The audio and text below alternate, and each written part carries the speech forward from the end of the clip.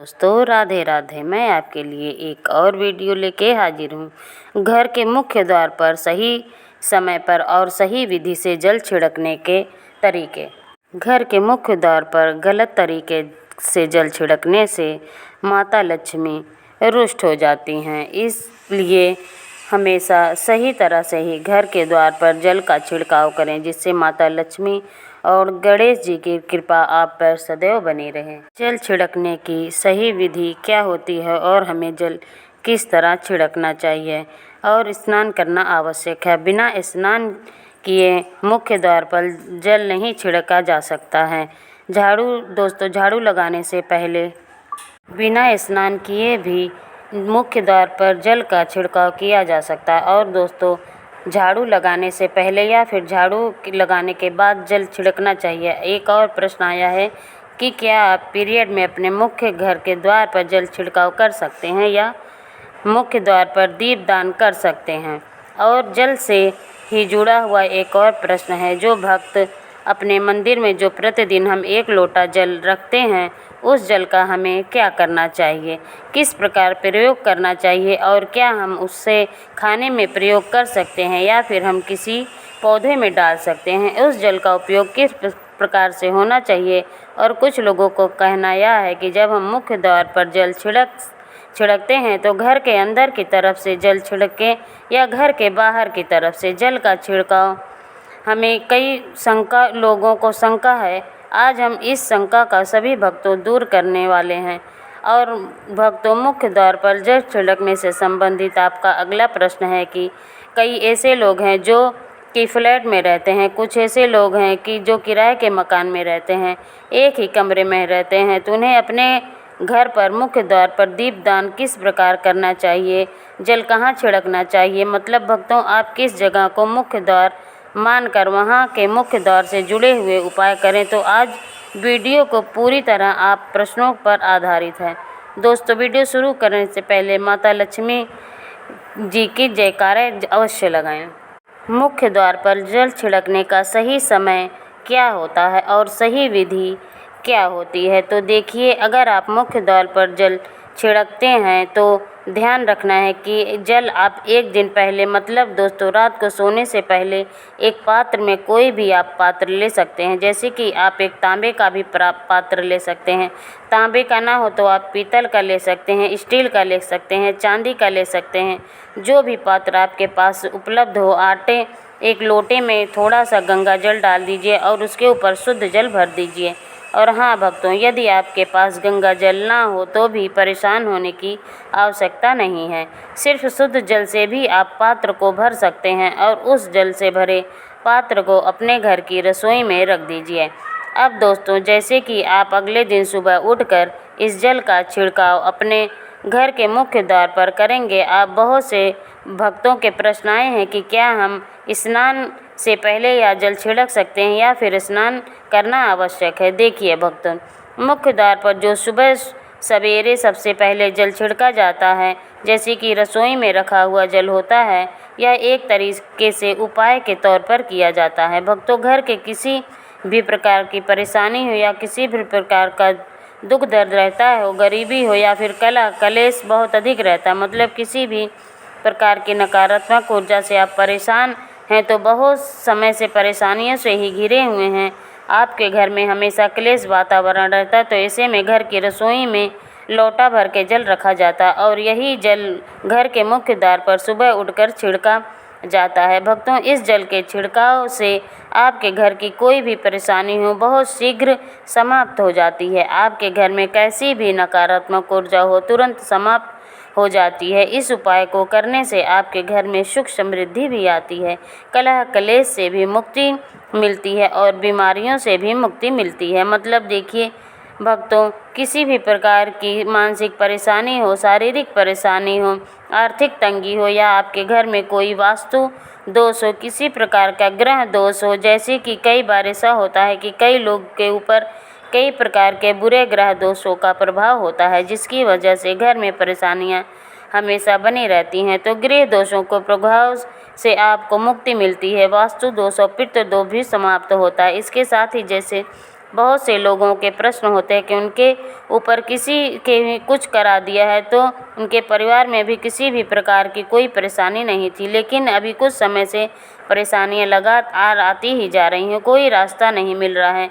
परेशानी से निकलना हो तो किसी भी किए कराए तंत्र मंत्र का प्रभाव को, किसी बुरी नज़र का प्रभाव हो तो आपके इस उपाय से, मतलब इस लोटा जल से, आपकी परेशानी स्वतः ही कुछ दिनों में समाप्त हो जाती है।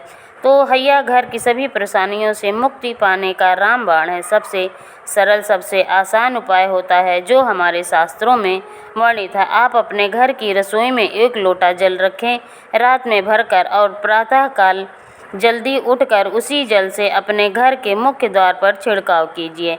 अब जैसे ही बहुत से लोगों का प्रश्न आते हैं कि जल हमें किस समय अपने घर के मुख्य द्वार पर छिड़कना चाहिए, तो देखिए, सुबह सूर्योदय होने से पहले इस जल का छिड़काव अपने घर के मुख्य द्वार पर हो जाना चाहिए। आप चाहें तो इसके बाद शुद्ध जल से, मतलब किसी भी दूसरे जल से अपने घर के मुख्य द्वार को धोते हैं तो कोई समस्या नहीं, लेकिन इस जल का छिड़काव घर के मुख्य द्वार पर सूर्योदय से पहले हो जाना चाहिए। अब भक्तों, जैसा अगला प्रश्न है कि क्या आप अपने स्नान करने का जल छिड़काव अपने घर के मुख्य द्वार पर करना चाहिए या फिर बिना स्नान किए भी कर सकते हैं। देखिए दोस्तों, यह जल तो हम छिड़कते हैं, मतलब यह एक उपाय होता है, तो इसे स्नान करने के बाद नहीं कर सकते हैं। सुबह जल्दी उठते हैं और उठकर सबसे पहले घर की रसोई में जाएंगे, उसके बाद द्वार खोलकर, मतलब मेन गेट के बाहर इस जल को छिड़क देंगे।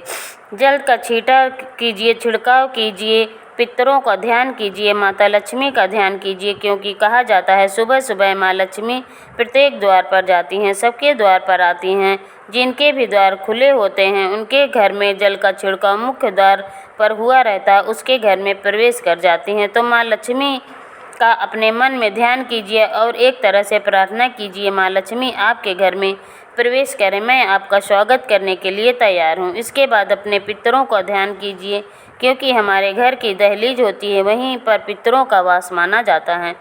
तो जब आप दहलीज पर जल के छींटे देते हैं तो आपके पितृ बहुत प्रसन्न हो जाते हैं और उनका आशीर्वाद भी आपको प्राप्त होता है। तो सुबह जो आप जल इनके लिए स्नान करने की आवश्यकता नहीं है, बिना स्नान किए भी कर सकते हैं। दोस्तों, वीडियो में आगे बढ़ने से पहले आपसे छोटा सा निवेदन है कि भगवान गणेश का जयकारा अवश्य लगाएं और माता लक्ष्मी का भी जयकारा लगाएं। तो आपका अगला प्रश्न है, क्या झाड़ू लगाने के बाद भी हमें जल का छिड़काव करना चाहिए या फिर झाड़ू लगाने से पहले भी जल का छिड़काव कर सकते हैं। तो देखिए, जैसे मैंने आपको पहले ही बताया था कि उठने के बाद सबसे पहला कार्य जो आपको करना है वह जल का छिड़काव ही करना है। उसके बाद आप झाड़ू लगा सकते हैं, लेकिन एक चीज़ का ध्यान रखिए, जब हम सोकर उठते हैं तो सबसे पहले बिस्तर पर बैठे हुए ही अपने दोनों हथेलियों को जोड़कर और दोनों हथेलियों को सामने जोड़कर पूरी हथेली को देखा जाता है। उसके बाद माँ लक्ष्मी का ध्यान किया जाता है, उसके साथ ही 5 देवताओं का ध्यान किया जाता है। 5 देवताओं कौन कौन से होते हैं? माँ दुर्गा, भगवान शिव, भगवान श्री हरि विष्णु, गणपति, गजानन और भगवान सूर्य देवता। 5 देवताओं का ध्यान हम अपने हाथों में ही करते हैं, हथेलियों में ही करते हैं। कराग्रे वसते लक्ष्मी, कर मध्य सरस्वती, कर मूले स्थित ब्रह्मा, प्रभाते कर दर्शनम। इस मंत्र का उच्चारण आप चाहें तो कर सकते हैं, नहीं करते हैं तो भी कोई बात नहीं। अपने इष्ट देवता का और 5 देवताओं का ध्यान कर अपनी हथेली में से कीजिए। बाद में दोनों हाथ जोड़कर सभी देवी देवताओं को प्रणाम किया जाता है और उसके बाद अपने हाथों में पृथ्वी का स्पर्श करते हैं, धरती को छूकर प्रणाम करते हैं और 2 बार या 3 बार, और उसके बाद आप अपना दाहिना पांव पृथ्वी पर रखते हैं। तो दोस्तों, धरती पर रखते ही उसके बाद भी बाकी के जो भी कार्य होंगे वह उसके बाद ही किए जाएंगे। जल का छिड़काव आप उसके बाद ही करेंगे, मतलब सुबह उठने के बाद सबसे पहले हथेलियों के दर्शन, फिर धरती को प्रणाम,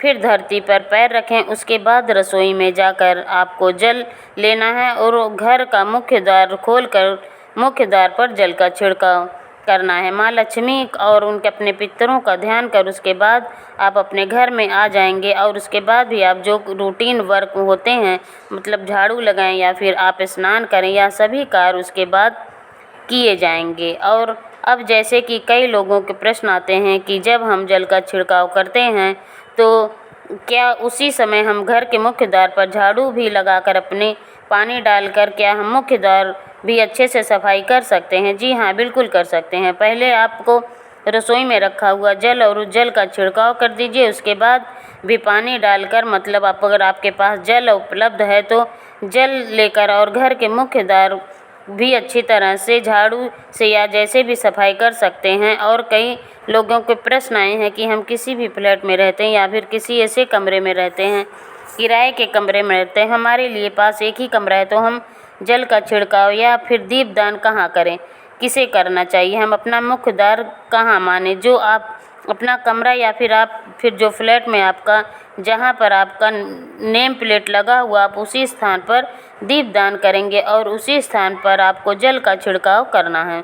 मतलब जहाँ पर आप, अगर एक कमरे में का भी मकान है तो आपके कमरे का दरवाज़ा है, वहीं पर आपके थोड़ा सा जल छिड़कना है और वहीं पर आप दीपदान भी करेंगे, जो मुख्य द्वार से जुड़े हुए उपाय होते हैं। अब यह आप अपने घर के, मतलब जो आपका कमरा है उसके बिल्कुल दरवाजे के पास ही करेंगे। और आपका अगला प्रश्न है कि क्या पीरियड में हम अपने मुख्य द्वार पर जल छिड़काव कर सकते हैं, दीपदान कर सकते हैं? तो देखिए, जल का छिड़काव करने के लिए पीरियड हो या ना हो उसे कोई फ़र्क नहीं पड़ता, जल का छिड़काव कर सकते हैं। रही बात दीपदान की, तो दीपदान के लिए कार्मिक पूजा शुद्ध माना जाता है। अब हम कार्मिक पूजा समाप्त होने के बाद भी आप कर सकते हैं दोस्तों। बाकी जल का छिड़काव आप कभी भी कर सकते हैं, पीरियड में भी कर सकते हैं, कोई समस्या नहीं। और भक्तों, अगर आपका प्रश्न है कि क्या मंदिर में जो हम जल रखते हैं क्या वह रखना ज़रूरी है? अगर हम रखते हैं तो उस जल का क्या करें? देखिए, मंदिर में जल रखना बहुत आवश्यक है। जल ऐसी चीज़ होती है जिसमें सभी प्रकार की एनर्जी होती है, ऑब्जर्व हो जाती हैं। तो जो हम पूजा पाठ करते हैं, मंत्रों का जाप करते हैं या वहाँ पर प्रार्थना करते हैं, जो भी हमारे अपने मन की कामना कहते हैं भगवान से, सभी चीज़ें उस जल में समाहित हो जाती हैं। इसलिए पूजा करने से पहले घर के मंदिर में 1 लोटा जल रखा जाता है। उसके बाद दीपदान का मतलब एक दीप प्रज्वलित किया जाता है। यह अग्नि और जल एक तरह से बैलेंस को भी बनाता है। लेकिन शास्त्रों के अनुसार घर के मंदिर में 1 लोटा जल भी हमेशा होना चाहिए और दीप में प्रज्वलित करना चाहिए। तो हम जल का क्या करना चाहिए? देखिए, जब हम जल रखते हैं तो सुबह की पूजा में रखते हैं, मतलब सुबह जो हम पूजा करते हैं प्रातःकालीन, उस पूजा के समय जल रखा जाता है और वह जल हम अगले दिन उठाते हैं। मतलब जब आप अगले दिन पूजा करने जाते हैं तो दोस्तों, स्नान इत्यादि के बाद जो आप उस जल को उठाते हैं, सबसे पहले उस जल का प्रयोग सुन लीजिए। आप अपने घर के सारे कमरों में, मतलब पूरे घर में जल का छिड़काव करते हैं तो आपके घर का शुद्धिकरण हो जाता है, क्योंकि वह बहुत ही पॉजिटिव एनर्जी से भरा हुआ जल होता है। उस जल का छिड़काव करने से किसी भी प्रकार के नकारात्मक ऊर्जा का प्रवेश आपके घर में नहीं होता। किसी भी प्रकार की परेशानी आपके घर में हो, अगर आप नियमित तौर पर उस जल का छिड़काव करें अपने घर के में, निश्चित आप परेशानी से मुक्त हो पाते हैं। किसी के कराए तंत्र मंत्र के प्रभाव से मुक्ति पा जाते हैं। दूसरा इसका उपाय आप कर सकते हैं कि जैसे ही घर में कोई बीमार हो, इस जल को उस व्यक्ति को पीने के लिए दे सकते हैं। और यह जल इतना पावरफुल होता है कि इस जल के पीने से बड़ी से बड़ी बीमारी से, मतलब लंबी बीमारियों से भी धीरे धीरे राहत मिलने लग जाती है। कई बार भक्तों होता है ना कि आप लोगों के प्रश्न आते हैं कि दवाई तो हम कर रहे हैं लेकिन दवाई हमें लगता नहीं है, दवाई का कोई भी प्रभाव देखने को नहीं मिलता है। तो ऐसे में अगर आप उस जल को पीने के लिए रोगी को दिया जाए तो बहुत अच्छी दवाइयाँ काम करने लग जाती हैं। और जैसे कि परिवार में अगर बहुत अधिक कलह क्लेश रहता है तो हमेशा आपस में सामंजस्य बनता ही नहीं, तो आप हर बात मतभेद होता है, तो परिवार के सभी सदस्य इस जल में से अगर थोड़ा थोड़ा पीते हैं तो धीरे धीरे विचारों में परिवर्तन आने लग जाता है, सकारात्मक विचार सभी के होने लग जाते हैं, आप और आपस में सामंजस्य होने लगता है। घर में कलह क्लेश और मतभेद हमेशा के लिए समाप्त हो जाता है। और मंदिर में रखे हुए जल का अगला उपाय क्या है? देखिए, अगर आपको कोई दुकान करते हैं तो कोई व्यापारिक स्थल है तो आपको प्रतिदिन इस जल में से थोड़ा सा जल ले जाकर दुकान पर, व्यापारिक स्थल पर छिड़काव कीजिए। इससे आपका दुकान, आपका काम बहुत अच्छा चलता है। मतलब किसी भी प्रकार की परेशानी आपके व्यापारिक स्थल पर नहीं आती है, क्योंकि जैसे ही आपको बताया, या तो जल होता है या बहुत पावरफुल होता है, बहुत पॉजिटिव होता है। तो इस जल का छिड़काव करने से बहुत सारी परेशानियां स्वतः ही समाप्त हो जाती हैं। जैसे अगर आपकी दुकान पर किसी की नज़र लगी है, बहुत से लोगों के प्रश्न आते हैं कि हमारे काम को किसी ने बांध दिया है, मतलब किसी की बुरी नज़र ऐसी लग गई है कि पहले तो दुकान अच्छी चलती थी पर अब नहीं चल रही है। तो आप इस उपाय को कर सकते हैं। निश्चित ही बहुत जल्द ही आपको परेशानियों से मुक्ति मिल जाती है और दिन दूनी रात चौगुनी आपके व्यापार में तरक्की होती है। और हाँ, मंदिर में रखे हुए जल को आप अपने घर की रसोई में खाना बनाने में, पीने में भी प्रयोग कर सकते हैं।